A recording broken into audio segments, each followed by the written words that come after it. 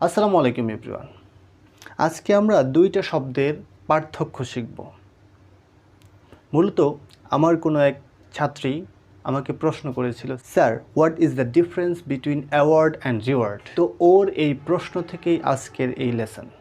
আজকের এই লেসন থেকে আমরা জানব যে অ্যাওয়ার্ড এবং রিওয়ার্ডের মধ্যে পার্থক্যটা কী। চলুন শুরু করি।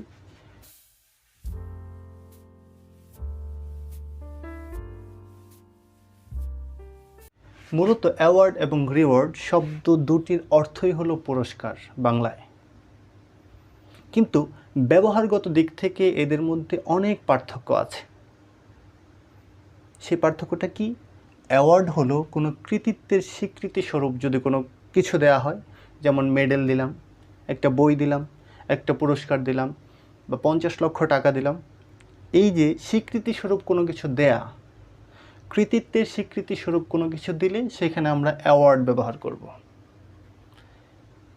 আর যদি কোনো কাজের বিনিময়ে আপনি অফিসে ভালো কাজ করেছেন, তো আপনাকে অফিস থেকে একটা পুরস্কার দেওয়া হলো, সেখানে অবশ্যই রিওয়ার্ড। তাহলে পরিষেবার বিনিময়ে যদি কোনো কিছু পান আপনি, সেটা হবে অবশ্যই রিওয়ার্ড। অ্যাওয়ার্ড এবং রিওয়ার্ডের মধ্যে আরও কিছু পার্থক্য আছে। অ্যাওয়ার্ড এর শারীরিক অবয়ব থাকতে পারে, যেমন আপনাকে একটা মেডেল দেওয়া হলো, একটা সার্টিফিকেট দেওয়া হলো যার শারীরিক অবয়ব আছে, দেখা যায়, ধরা যায়। কিন্তু রিওয়ার্ড হলো এটা দেখা যেতেও পারে, আবার নাও দেখা যেতে পারে। একটা এক্সাম্পলের মাধ্যমে আমরা দেখি। It is an award for winning the match. খেলায় আপনি জিতেছেন, সুতরাং আপনাকে অ্যাওয়ার্ড দেওয়া হয়েছে। আপনার কৃতিত্ব, এখানে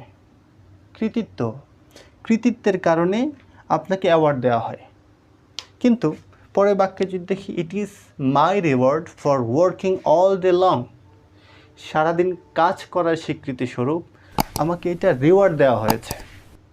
তাহলে কোনো পরিষেবার বিনিময়ে যে পুরস্কার আমরা পাই বা দেই, সেই পুরস্কারের পরিবর্তে ইংরেজিতে আমরা রিওয়ার্ড শব্দ ব্যবহার করব।